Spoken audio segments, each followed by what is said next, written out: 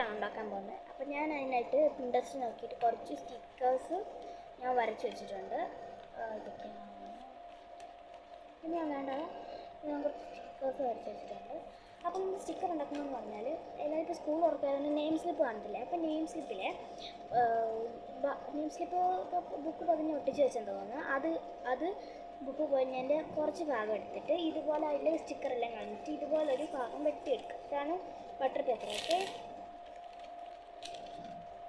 അപ്പോൾ അതിൽ ചെറിയൊരു ഭാഗം കട്ട് ചെയ്തെടുക്കുക. ഇപ്പോഴും കട്ട് ചെയ്തെടുക്കണം.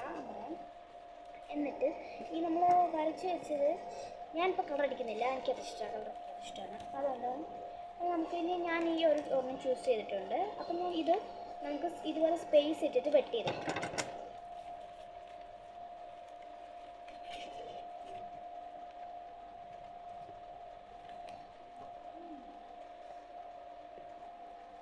ഇത് നമ്മൾ വെട്ടിയെടുക്കാം.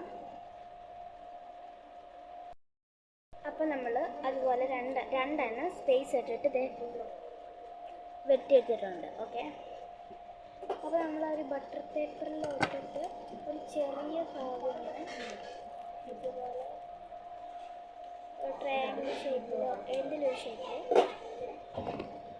പേപ്പർ താഴെ പോയി അത് കുടിഞ്ഞെടുക്കാൻ പോയത്.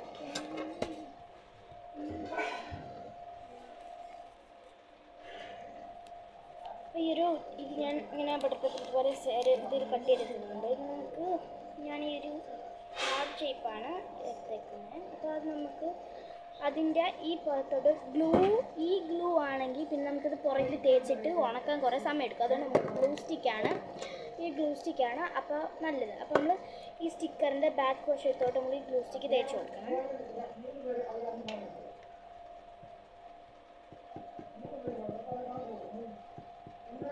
അപ്പോൾ നമ്മൾ പുറയിലോട്ട് തേച്ച് കൊടുത്തിട്ടുണ്ട്. നമുക്കിനി അത് ഒരു മിനിറ്റ്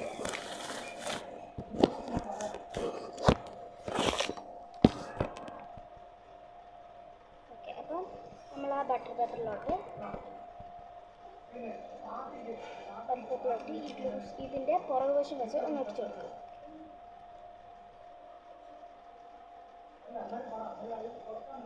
ഇതുപോലെ തന്നെ വൃത്തിക്ക് ഒട്ടിച്ച് കൊടുക്കുന്നുണ്ട്. ഇനി നമുക്ക് അതിൻ്റെ ഒരു ഇച്ചിരി ഇവിടെ നിന്ന് സ്പേസ് വെട്ടിയിട്ട് നമുക്കൊന്ന് ഷേപ്പ് ചെയ്ത് കൊടുക്കാം.